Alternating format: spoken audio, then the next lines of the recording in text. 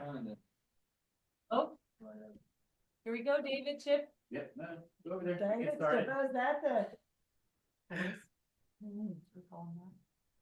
Hey, good evening, everybody. It's Doug from AR.Watch, and we are live from the Adventure Racing World Series. Whoa, look at the light. In Ecuador, joined by Team ThisAbility and ARWS CEO Heidi Muller. How's everybody doing? Yeah. We are, as you can see, this is live and truly authentic because we're still getting things set up, but we didn't want to start out too late for everybody. So first of all, everybody, how was the travel getting over there? Awesome. Yeah. For us, no problem. Yeah, You guys have been there for a couple weeks now, right? Chip and I have probably been here the longest. It's been about 10 days. Yep. Yep. Yeah. Since the 15th. And we spent, believe it or not, for the AR community, we did like what, 5 or 6 days with JD Eskelson. Mano a mano. It was interesting. Trace Amigos. Trace Amigos. That's what we called our WhatsApp group, was Trace Amigos. Nice. And Caitlin and David, did you guys have any issues getting there? Because I know some teams did. And Heidi, you had some issues getting over with missed flights and changes and stuff. But Caitlin, did you guys bring gear? Yeah, so David and I basically flew from Atlanta direct to Ecuador, and it really wasn't any issues, no delays with the flights. Gear all made it okay, which we're always crossing our fingers that the bike boxes make it. So yeah, we kind of tested the bikes today and got everything in working order, so we're set. Yeah. Well, that's awesome. And Heidi, so this is the World Championship for ARWS. What does this mean to ARWS and to you? Oh, well, I think after Africa, I mean, you guys were with us last year in Africa. It's been such a big journey, a long journey. I mean, I don't even think a lot of people know that it's been 21 years of World Championships for our World Series. And so it's been quite a long journey. And after Africa last year, I really had to take a moment just to digest it all and take it all in and say, okay, great, now we can go to a next destination. And for me, to be at another race directors event like the World Championship, like in Ecuador, and not hosting it is so much more enjoyable. I can imagine. I feel I can add so much more value, where if it's your own event, you can hardly connect with teams, you can hardly speak. I don't even think we had a few words last year. The event was so big and so many teams and so many complexities, that each race, have different issues in different countries. So for me to be here is wonderful. I've never been to Ecuador myself. It was a 40-hour trip with a lot of delays. But I mean, we are here and the community is so great. I think we have not even started with the race. And I think everybody just, are such a happy unity and family when we meet each other. And every World Championship event, when you sort of unify and you get the world together, you make new connections, you make new friends. You sort of venture a little bit out of your community. So, and obviously for them in the race, they're together now. I've met also new people, but in the event, they might travel with Ecuadorians and local people. And just in that unity, you spread again and meet more people who feel the same, like all of us. We might speak different languages and come from different continents, but here we truly come together and realize that, wow, everybody around the world share the love for the sport. And for me, it's very inspiring. And for me, it inspires me and it gives me fuel to go on for and instill that passion more into all our race directors and all the events around the world. And I guess that's why events, are also part of our World Series, to be part of that community and that togetherness where we strive to make it better and create better events and make it better for everybody. So yeah, I mean, from a race director's perspective or a race perspective, we actually ultimately share the same goals. But in a nutshell, Ecuador is a unique country that had a lot of challenges. I actually feel, and you guys might agree with me, I felt that there were a lot of teams that did pull out after all the political unrest and problems that were there, what was on the news. And I come from Africa, so I know how a lot of people maybe perceive Africa as well. And I feel now that we are sitting here, you actually feel oh, bad. Those teams really missed out. Oh, yeah. Yeah, Yes. I mean, you know, news, and it is a true thing, actually, what happens, because it just gives you perspective of what news are doing, actually. You know, news create this fear, and we're in the country and in this beautiful city and surrounding areas, and we all know that we are fine. We are safe. The country now is safe. There's no issues. And, you know, sometimes you just need to be a little bit more hardcore and persistent and take things a little bit, you know, with that mentality, and it will work out. And yeah, we all are, and we're going to have a great race. I mean, Well, I know there's going to be a lot of North American watchers, including the U.S., because we have some very, very strong U.S. teams. Ben Racing is there, right? We've got the team ThisAbility who is here with us. We've got Awesome Sauce and Royal Elks. I don't know if I'm missing any full American teams. I think that's the ones that I know. Oh, yep, you got it. You got it. There are obviously. Like Amanda, like our previous teammate, Yep. who's also a very strong racer. She's on the team. What's her name? AR Germany. AR Germany. And there's Mary Chandler. And Mary then- Chandler. Who, of Come on. course, she's on Bitteraid. So we've got lots of Americans. Like some of us are free agents and some of us have a team. Yeah, no, it's going to be really exciting, I think, for people at home to watch. And I think, you know, we all look at the World Championship as the premier event, right? This is what everybody kind of wishes and hopes for. And like, I know Awesome Sauce, they put a team together with just aspirations of just being there and experiencing it and being a part of this.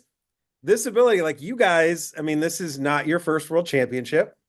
And we've seen you guys get more and more competitive in races. What are your expectations this year for the World Championship? well, Depends who you ask.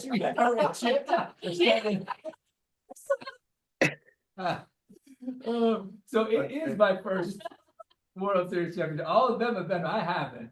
And I am probably the most optimistic with my You're projections. definitely the one that will not. didn't know any better. Yeah, David will always say that his goal is to win. That's right. I always want to win. Like, it's always my goal is to win. And Mary Chandler's like, bring it. Wave at her when she goes by at the very Oh. beginning. In the first 5 minutes. Yeah, of the race. exactly. I'll see him for 5 minutes and that's it. Yeah. But seriously, I mean, like this is obviously this race has gone through.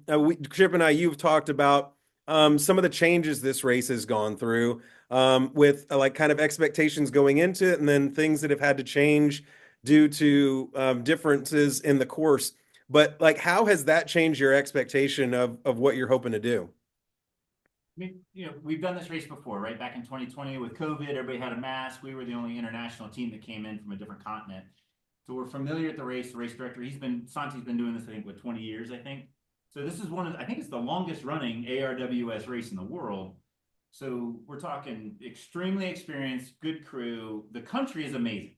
And the funny thing is, Louis Bekdash, who we've raced with, he's been part of our team for a long time. He said, you got to come do this crazy race in Ecuador. It's like the New Zealand of South America or whatever, or the Americas, right? It's the New Zealand of the Americas. And as we were on the bus coming here with Fear Youth, and they're Fear Youth, they're looking out the window like, wow, looking at the landscapes. Like I think Ecuador may have one up New Zealand in regards to the landscape. We don't know Okay. that. We don't know that yet. Just Pure Youth is from New Zealand. Yeah, they're from New You Zealand. didn't know that. Right. So. But the landscape is like the Grand Canyon is on as the bus was driving here from Quito, it was like a Grand Canyon everywhere you looked. It was amazing. So either way, when it comes down to expectations for the race, it's gonna be extremely difficult. That's why we came, you know, on the 15th to get acclimated, which even now we've been here this long. My watch told me today I'm 90% acclimated to this altitude. I think we're gonna start the race and go up high and then come down. So teams that just flew in, like these guys, they're gonna have a They're little on bit our of a problem. team. I know, but so they're gonna have a little bit of problem because we're gonna start off going uphill. It's gonna be really difficult. But at the end of the day, we're known to be durable, and that's the thing. We're gonna pace ourselves. We're gonna go nice and easy. Try not to go off the rails. Look at nutrition, chafing, sleep, all of that. Get to the finish line. Still friends. Doing the best we possibly can, but knowing that we're gonna get our butts kicked by a lot of teams, especially the Ecuadorians who live here.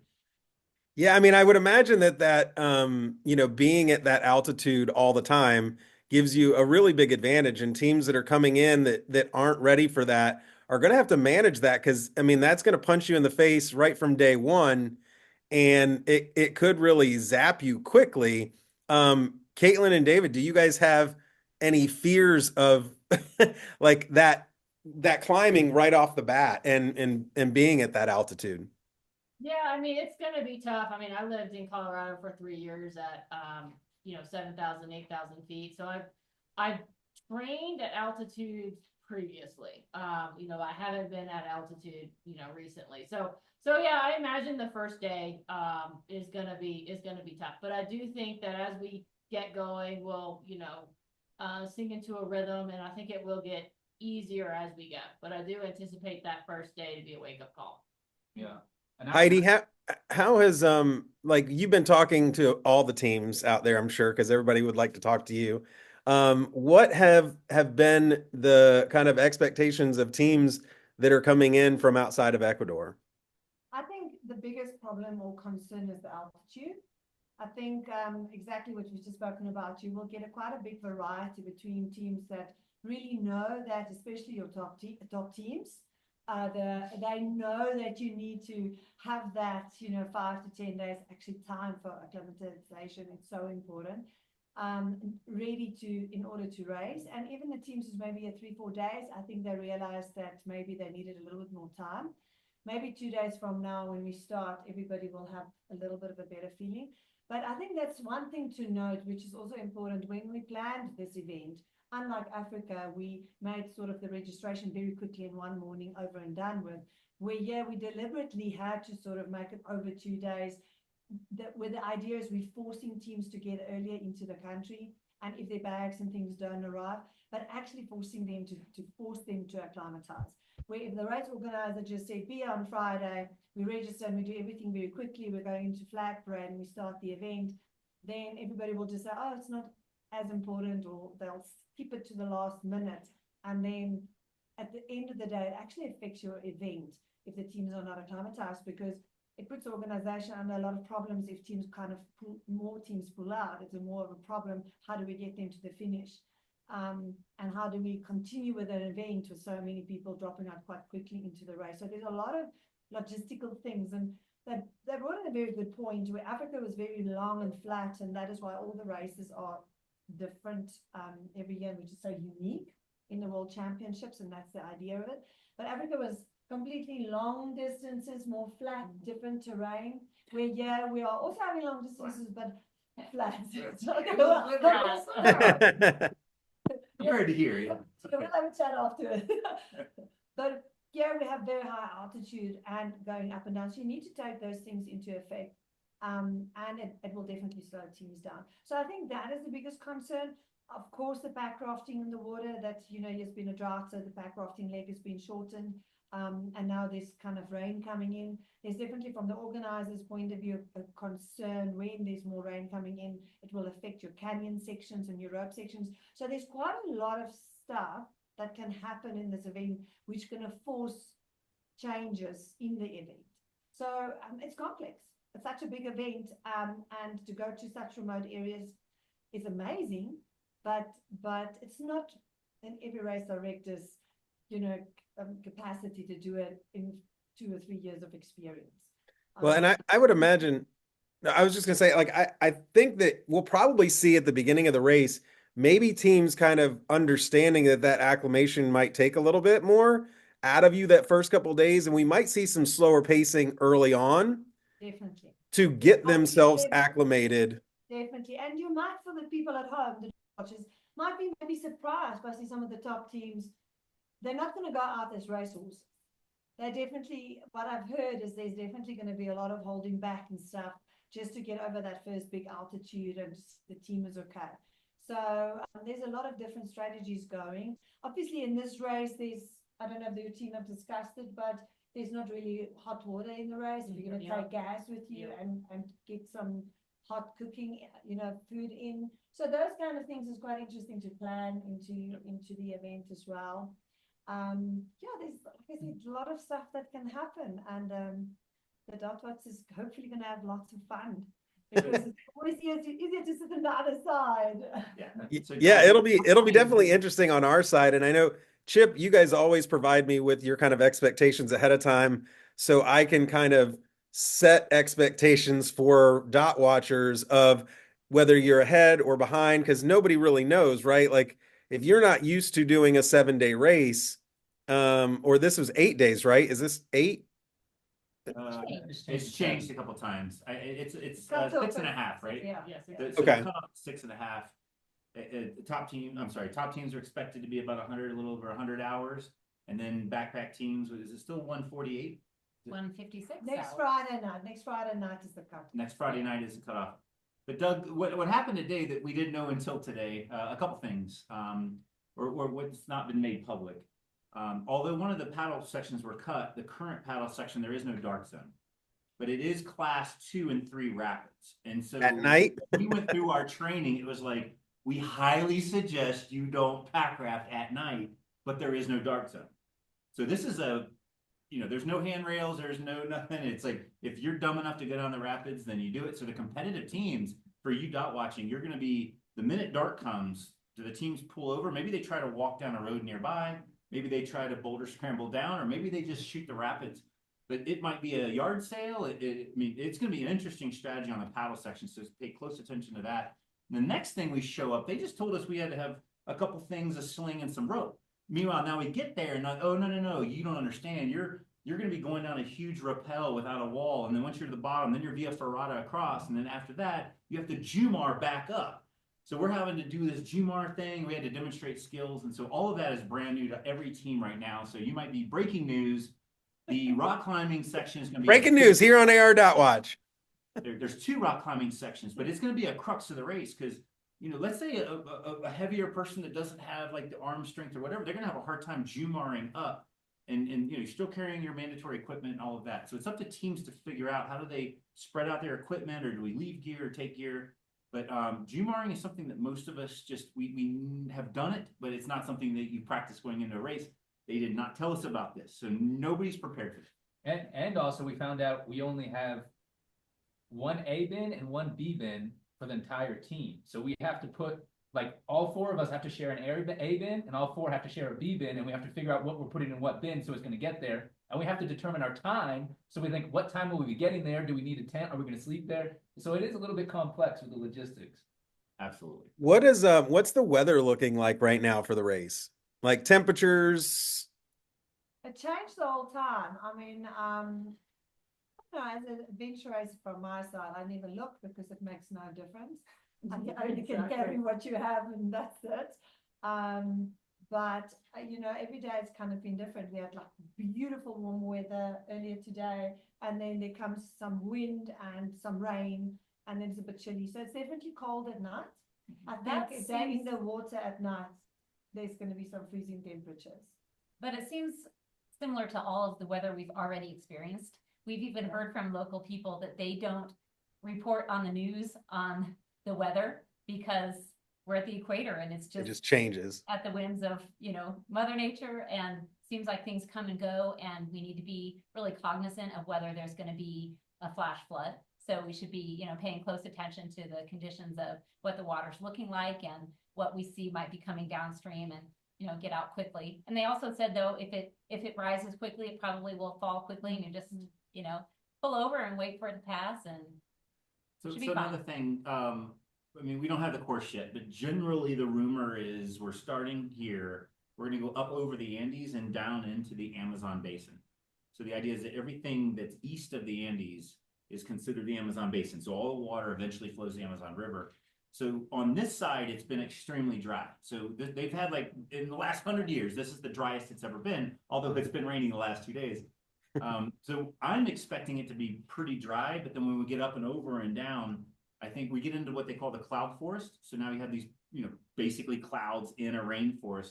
Instead of here where it's like dry desert, it's going to be lush, trees and vegetation that you can't bushwhack through. So it's going to be interesting. But since we've been here on the 15th, this is the most it's ever rained the whole time. The nights are chilly, but I would say for the Americans, I don't know, 45 to 55 Fahrenheit. And then during the day, it's been hot, like 75 to 80. But it's always partly cloudy, chance of rain. Every day, partly cloudy, there's clouds everywhere, chance of rain. It just depends on where the cloud is in the mountain. You don't look at the radar at some big thing moving across the screen. They don't even have radar here. When you look at the weather, there's no radar. It's just partly cloudy, chance of rain. David, to go back to kind of what you were talking about with the bends, for those of us at home that have done races where it's a 24-hour race and you're like, man, I only have one bend For one person. for one person, right? You guys are going 6.5 days. Now, this includes all of your food, all of your gear, and everything. And you're basically going to get one bin for first half and then one bin for the second half. Is that? Well, the bins will get mixed up. So, Yeah. at this transition, you'll get A, at this one, you'll get B, this one, you'll get B, that one, you'll get A.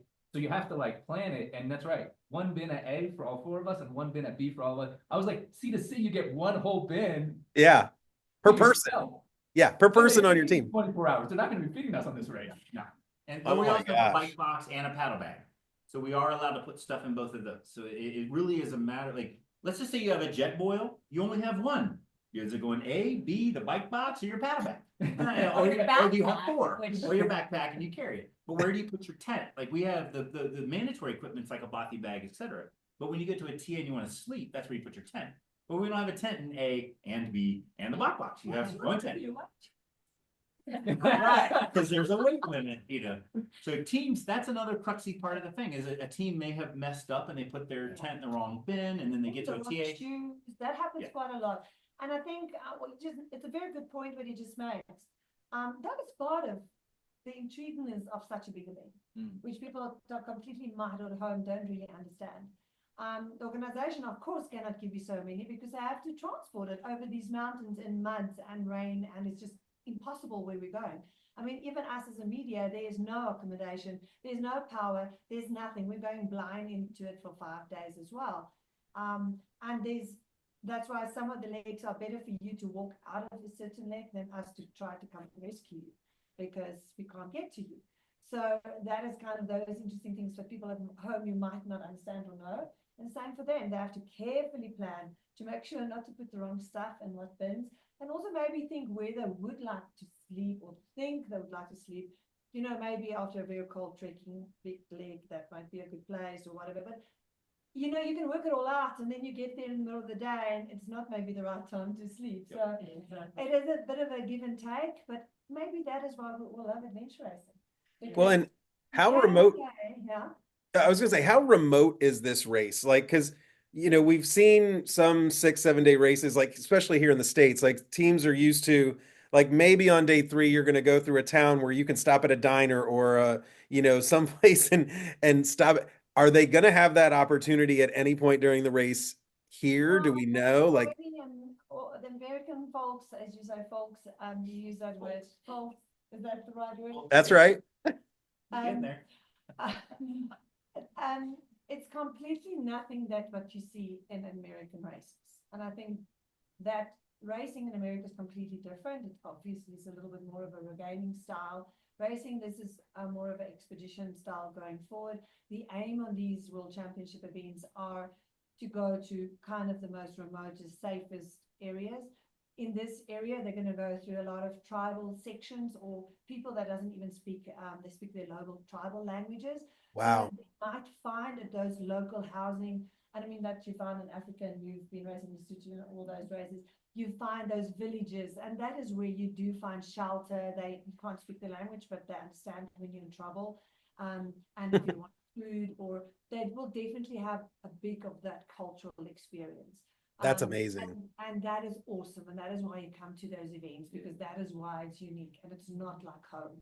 So no, they're definitely not gonna race in small circles. The map, people, when you see the dot, you'll see it is actually a big, beautiful line. Don't want to knock on Don't want to give away too much. Tell me more. Well, I just think it's just really important, I think, for us to set expectations for viewers and dot watchers who are going to be watching this so they can understand what exactly people are going through. I think it's 2 things that people at home definitely need to know, that The one is there's also now a big electricity problem in the country, kind of like what we had in South Africa, load shedding, or there's no power because they need rain, kind of just hydro. They need the power. So there's no generators. There's nothing at the transitions, and that's why they can't get hot water or anything of those things, luxuries. And the other thing is, I don't know if you all know, but there's no fuel in this country. So we have gas, we have no diesel. There is no diesel in Ecuador. We're trying now at this point in time to bring trucks in and diesel to get the logistic trucks to move for the race, because we can't get fuel for this event. So, I mean, it is so remote, and definitely as in a first world country, sitting where you are, it's kind of impossible to understand really how hard it is on the ground to put these things together. And that is what the organizations must handle with, but that is also the teams are in that situation where it's very pure, it's very, and I think it's very humbling. I think when you do these events and you come from your wonderful, beautiful first world countries, it sort of humbles you back a little bit, and just to see how other people live and how other countries survive, and how fortunate you are to live in America, especially, where, none of these things even make sense to you. You can't even understand it. And when you immerse yourself into these environments, and I think it brings everything just a little bit into perspective. And then I think that is maybe the message most probably for viewers at home. You're going to watch it. We might not even get media out. You're going to complain about something not working. The dots are not working. The dots aren't moving. The dots are not moving. The trackers are not working. It's because they don't have signal, and they're in the middle of the jungle, and we can't get to the teams to get media out. And it's just not a perfect world. But somehow we all cope and we get to the end. And like all the new things that's been flung to them, that is part of the journey. When we had a meeting, especially about this ropes, and I said to them, have you told the teams that there's a Juma, for instance? Not a lot of teams can do it. Beach races, they need to be able to Juma. And I was like, okay, there is nothing wrong with that. A lot of teams that can Juma, well, they've got to, then they can figure it out during the race. They've got a whole day to Juma. That's true. Yeah. They've got the whole day to figure it out. Well, the beautiful thing about struggling, like, because we were practicing, there were some people that were really struggling to do it, and I was like, wow, that's going to take them a long time to get up. Yeah. Oh, and imagine if you're exhausted when you get to that point too. Well, you're going to be exhausted when you get to that point as well. So right now you're fresh and it's tough. So it's going to be even harder then. But the beautiful thing about media is that I get to make up what I want to make up. And so I'll try to make it as entertaining as I can for people at home, even if I have to make stuff up, because my brain is I'm gonna do posts for ThisAbility for the race, and I'm gonna try to put myself in one of the four of your brains for each of those posts. All right. Oh my God. There's gonna be hurry up shit, hurry up shit, hurry up shit. Well, I'll tell you, they don't believe me, but my prediction is top 20. So then none of them believe it, but that's fine. Hey, what happened to nationals? I'm putting it out there. All right. Hey, listen. To be fair, if you reach the finishing line, I think you will be top 20. How many teams are in the race, Heidi? Say again? How many total teams are there in the race? Well, with the local teams, the shorter distance race is 72. Oh, wow. On the long race, it's around 50. I'm not even sure. So maybe you're saying full course. Full course. Most yes. teams will make it to the end, You but don't- only a certain percentage will do the full course. Yes. So can you talk about the cutoffs? Yeah, so the cutoffs, obviously I don't even know the times because I don't look at that, but basically it was worked out for them in order to make the finish. So there is a specific cutoff that we have to implement, because if they're going to go on that certain section forward, we cannot actually stop the team once they went to a certain section. So the first cutoff is not so bad, but the last cutoff is crucial. And then from there, we will just move everybody to the finishing line so that they, by their own means, can get to the finishing line. Because that is the ultimate goal, not to rescue people on the course. Yeah. Because it's with how many teams you're going to rescue. So you are gonna shorten them to the other side. But keep in mind, the short course race do finish not, in the course, they finish at a transition, and that's they stop. They basically stop the race at a certain They're point. finished. Okay. And then the full course is continuing. But you know what? Maybe you should get me on WhatsApp, and when I have signal, I can share with you what's happening. Absolutely. That way I could give Yeah. insider information. Yeah, and I can voice you. I don't know if you're going to get this message, but this is what's happening now, and the teams are in there. The weather's turned bad. Prepare yourself for that. Oh, yeah.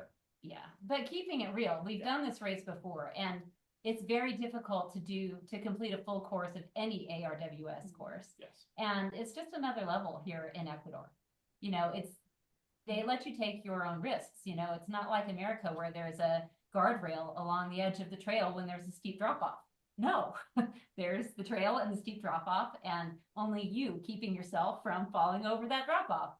So yeah, it's kind of next level. But We have a kind of a thing in the World Series as well, where we say that you as a racer, there is a self-awareness and a like you need to self-control and make a decision of, do you have the capabilities to do this or not?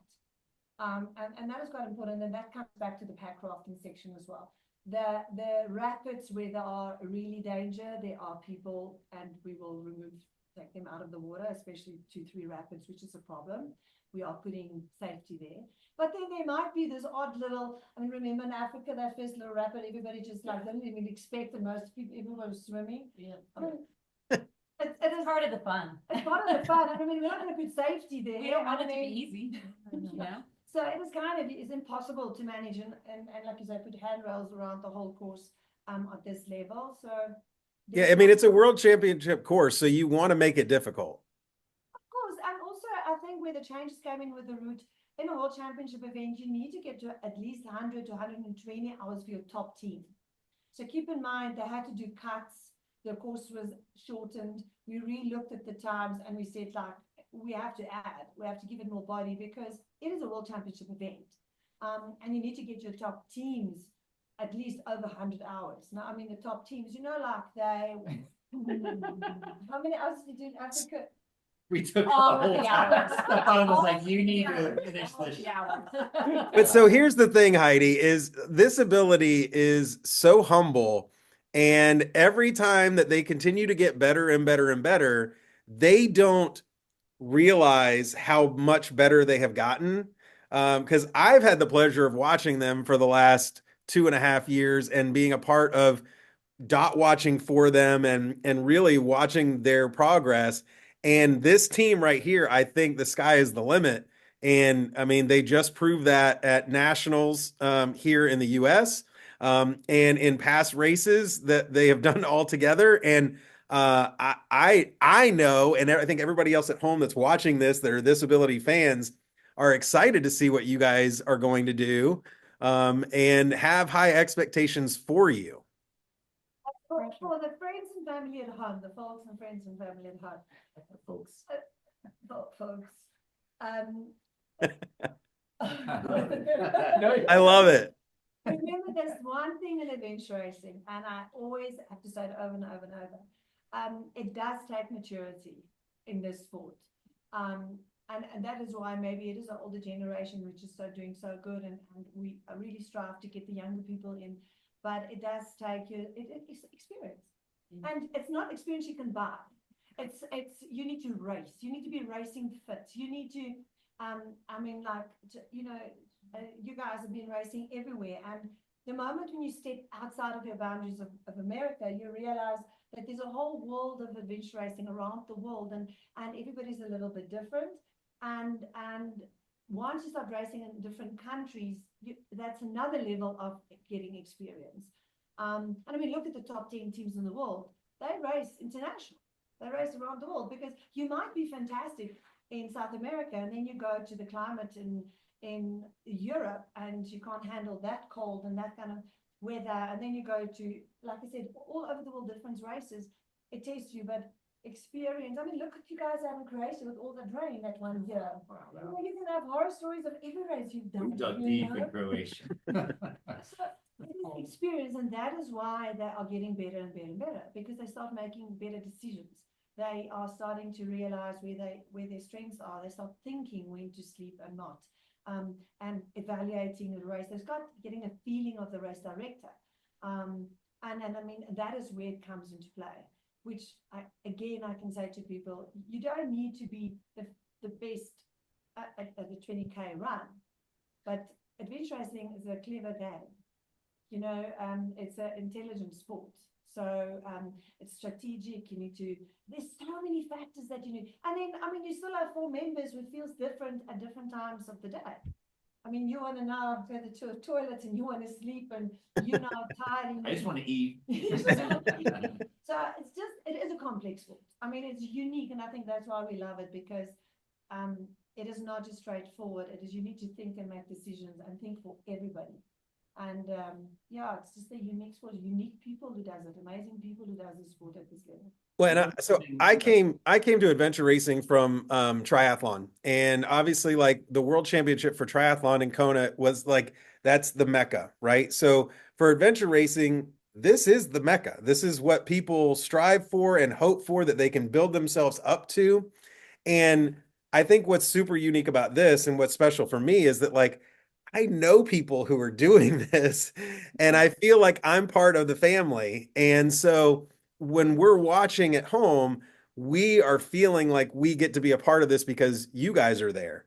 And we're living through you and have so much FOMO and, you know, like all the things that everybody wants to be there. And so I'm really excited to follow.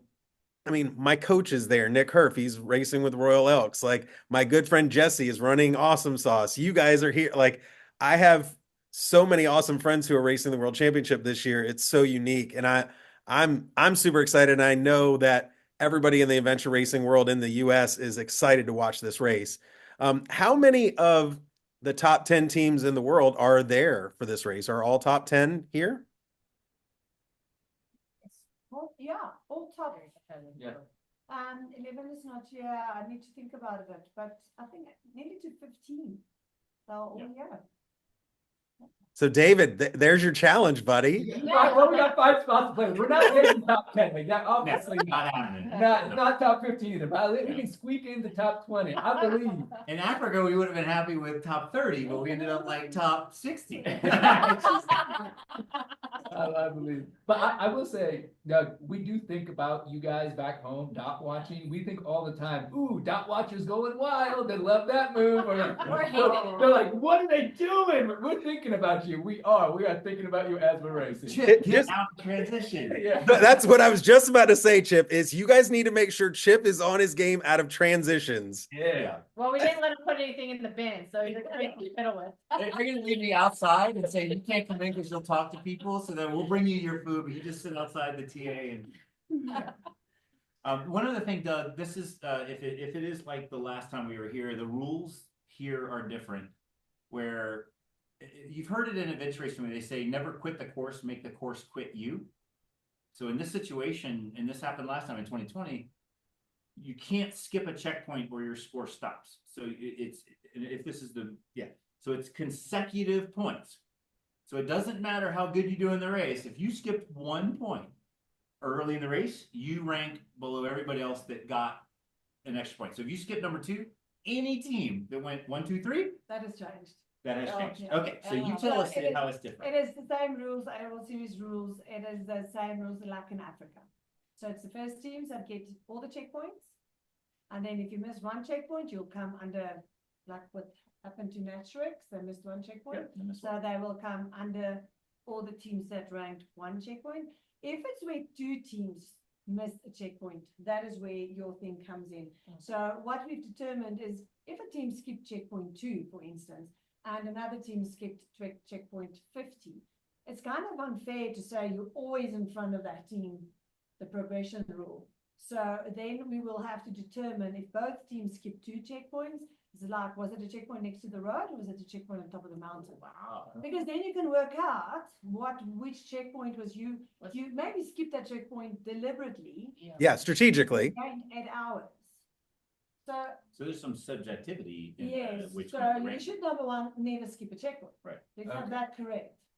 But It's just not accidentally it's not missing a one. regaining race. Yeah. Yes. Okay. So it's not like a strategic regaining or whatever. You should have like an ARWS World Series, it's an expedition race, you must have all of them. Okay. And then if you by accident skip one, it's by accident, not by choice. Right. So it should like more be like, okay, well, we skipped it, we couldn't find it or whatever. But then you must know you immediately ranked in another category. Yeah. Remember in the olden days, okay, I'm speaking now many years back, maybe before all of you were racing, if you missed the checkpoint, you are disqualified. You didn't even play. You didn't Or- play, so you yeah. can take your race book off and you take Wow. you from the course. That's how Wow. dangerous it was in the olden days. Wow. So it's kind of severe. All the old guys who's racing here will always tell all that stories where we all had a race where we've missed by fog came in, or it was bad weather conditions and we couldn't find a checkpoint. Or the race director in the olden days put the checkpoint in the wrong place. Right. And then we missed it, we disqualified. So especially if another team got it. But in this case, the checkpoints are also like in Africa, not like marked with a flag. That's another thing for America. It's not a orienteering flag. So it's also, and in Africa, we put little boards up. Here, it's completely big church. Mostly, it's the most blessed race because most of it is churches. It's like And you have to take it's a photos. landmark. And you have to take a photo. And please make sure your camera Yeah. doesn't get wet or work. Do you have at You least have two cameras. You want to take two photos. You Yeah. lose a camera, you lost all the checkpoints. Yes. Oh, wow. They're on the route. This is good for sleeping. A lot Oh, of yeah. churches. Isn't it incredible? But they had to get significant landmarks to make these checkpoints because, obviously there's children in the villages and things, and they remove flags and those Yeah. kind of markers.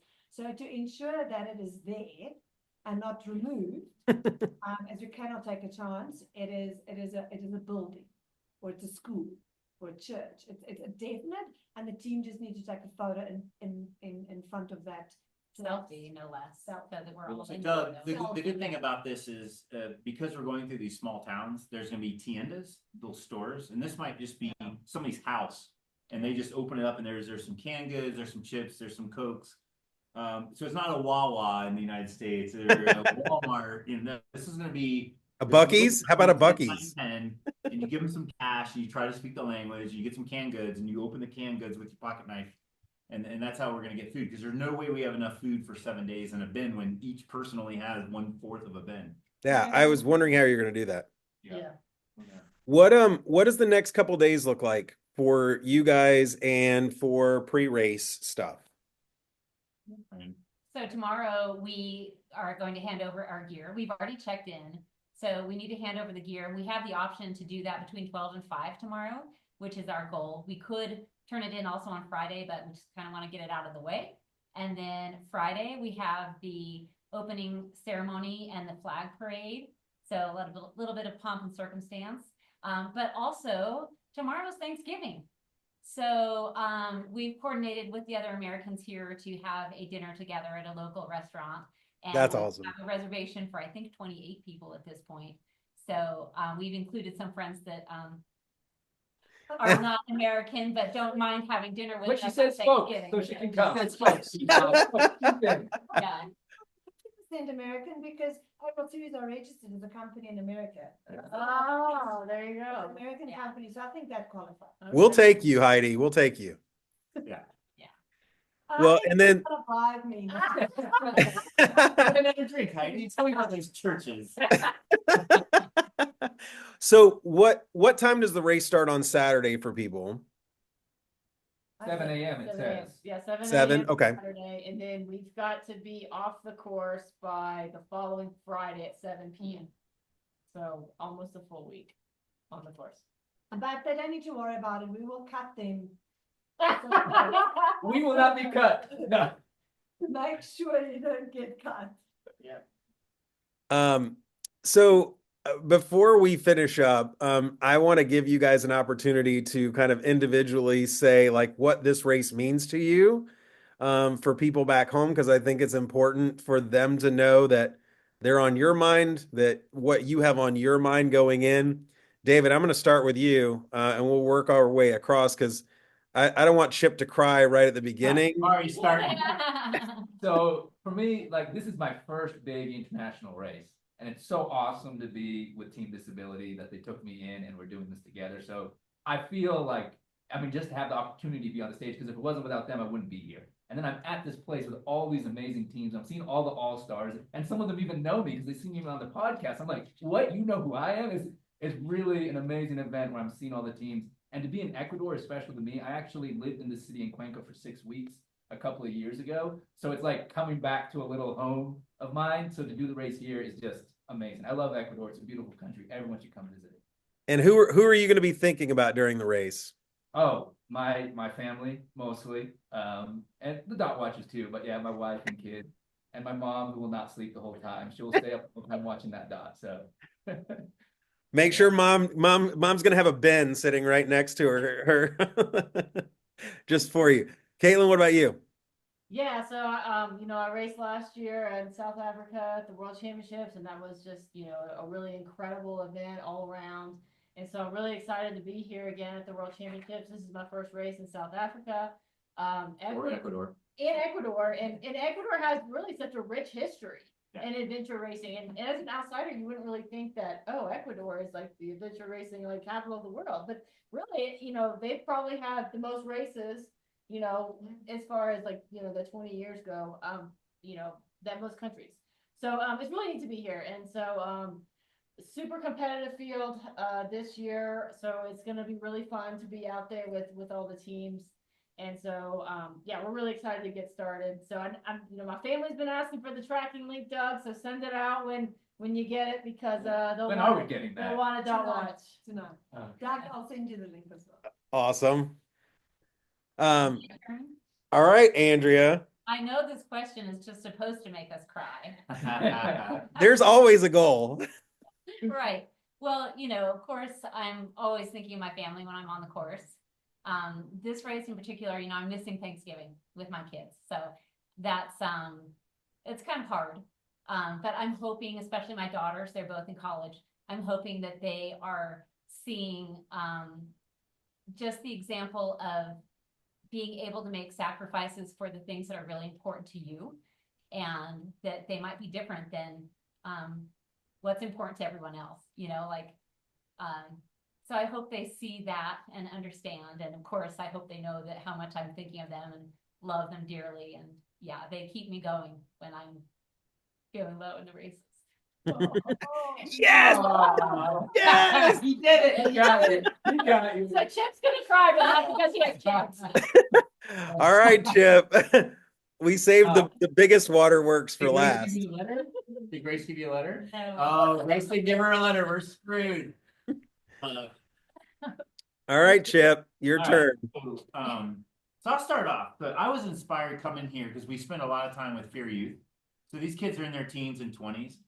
And I'm looking at it going, we've had our careers, we've got all this experience, we finally have enough experience, money, time, like our kids are grown, and we can come do this stuff for 2 or 3 weeks. And then to see these kids that are doing it, and they're, whatever, 18 to 22 or something like that, I'm like, they're where we've busted our ass to get to this point. They're starting their adult life doing what we're doing today. And so I was inspired by that. And I'm thinking, everybody out there, like, teach your kids to adventure race, get them involved early so that they're like wired for what, the idea is that, we have enough money to do almost anything that we want to do in the world, and we choose this. And these guys have that today, and they're starting their life doing that. So I think it's just like, I wish everybody's kids could do this and in their teens and 20s come to the World Championships and be competitive. So I was just so inspired by them, and I hope there's more younger teams that get involved in adventure racing. And of course, I got to talk about my dad. My dad's watching this, and he is going to be dot watching. He's not going to be sleeping. He's going to be waking up. He's like, "Don't die." And this same team did an expedition Alaska. We think we're gonna see a bear as we go around the corner on the bikes. Like, don't die. So that's the goal. We're gonna try to get this team to the finish line. No injuries, smiling faces. Hopefully top 20, and not get cut. Many churches. We're gonna pray every time. Well, I know your dad's probably Your dad's definitely going to be messaging me. I think every race he messages me with stuff. And we're welcome, Mr. Dodd. Message away. Anybody's friends and family, go ahead and message. It's fine. Heidi, what are you most looking forward to in this? And obviously you're going to be very busy handling the media, but what are you looking forward to the most? I've got all the emotions they have. I think I've been racing how many years myself, and the sacrifices as well to work with ARWS and all the race directors, and everything. The bucket always stops with me, and challenges and all the problems and keeping it together.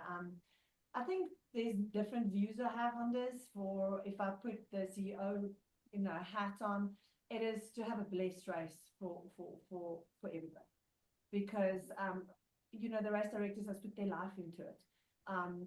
There's a lot of sponsorships and things that don't go through for them, so financially it's not the greatest event for them, and yet they didn't pull out with all the difficulties. And they've been doing this for 20 years, to sacrifice 20 years of their life to organize every year a race, not skipping one, through all the hard times, show you truly their love for the sport and how much investment they've put back into it for so many years. And from their side, it's just want to hope it just works out for them, with and all these things that happen. So they have the dream of coming to the finishing line, and we have the dream of having a successful event, and an event with no problems. The worst thing is when you do so much for an event and then there's some penalties and rules and problems you have to sort out. And I always say that, and I'll say it again at the opening ceremony: can we just have a clean race? Can we just have a clean, beautiful race for everybody, so that we can treasure the sport that we all love? And yet, when they all do the sport and come to the finishing line, they inspire everybody at home. So it's kind of a back and forth inspiration. They inspire all of us and give us energy to do it more. And all the other race directors also get, again, inspired, and the media and volunteers and the referees, everybody that's involved with such an event. And that is why men's racing was so positive. I mean, it is just so inspiring. Like Chip and I said, you look at the young guys and you think, how amazing is that? So in the light of that, that is why it was my big dream to put a youth world championship together for the future, so that we can start instilling for the youth these big dreams, and to say, I'm the youth world champion. That should be our next dream. That is the place where we as elders should say, we want to sort of share our knowledge and give to the younger ones, and start getting them to be living this life and give this inspiration and partnerships and sponsorships. So I want a blessed race for everybody's sake. They want to get to the finishing line. They're going to go through such highs and lows. They are going to have to India this week. Now everybody's laughing, but there's going to be a lot of tears and a lot of pain. Most of the race is so much suffering. I mean, it's so immense. And yet they come afterwards, you come to the line, and it's like giving birth, like you come to the line and you forget about it. I mean, you forget about all the pains, and we make jokes about the races. So if you just in the race can realize that this pain is just for now, and it will be better a few days from now, you're going to forget all about it, and then you can push through. And yet every race you do, for me, my wish is just like, when teams come to the finishing line, that something happened to them in that race, that there was that moment, or that sunrise and that sunset, and that moment where they helped each other, or they experienced something, that fire stays within them, that they want to do another one. And that is the most important thing, and that is how we're going to continue growing the sport, if we all can have that desire the whole time in our hearts. So yeah, from my side, I mean, I'm talking to them now, but everybody at home, the wish is for a very successful event, because believe me, when everything goes wrong, it all comes to me. Well, I feel that from that answer, I feel like we're already in church, because I feel like, I mean, honestly, though, I think that's what we all want, right? Like everybody at home, I know we all just want everyone to be safe. We want you to have an amazing experience. I mean, that's the last thing I said to Jesse when I talked to him this week on Awesome Sauce. I was like, man, just go have fun. And just enjoy every minute. I know we're going to enjoy every minute. Here on AR.Watch, we're going to be covering Team ThisAbility's race, and also trying to give you coverage of the US-based teams as well. We're going to do probably 2 or 3 posts a day, maybe do a live during the week just to talk about it. I might try to get Jeff from AR Insider to sit down with me, and we'll do some dot watching analysis as we're talking. And Heidi, I will definitely hit you up on WhatsApp, and if you have a moment, we'll do a little recording and we'll try to put it out for people just to give a live update from you to people here in the U.S. Guys, we are excited to watch you. Yeah, What's that? Starlings of the course. So maybe I'm the Starling girl. We are together. We And friends. look at this. Andrea Beckdash, Lewis's wife, she gets her own chipper Starlink because we brought this in case because both of us need to work from home, so we have an extra one, but we're giving this to Andrea. So Andrew's gonna be my best friend. She's gonna be your best friend. So Doug, if you need Andrea or if Well, you- I'm going to be hitting Andrea up too. Yeah. Andrea has a Starlink as well. Well, guys, we're excited for you. We know that you've worked so incredibly hard to be here. We're all very proud of you. Thank you guys for joining us tonight. I'm glad that everybody is going to get to watch this and see this, and all of your fans at home are going to get to see all the smiling faces now because those will be hit or miss during the race, I'm sure. But you guys stick around for a second. Everybody at home, we'll see you on the next Dot Watch. Everybody get out there and live the adventure, and you're going to live it through us this week at the ARWS World Championship in Ecuador. Thank you, guys.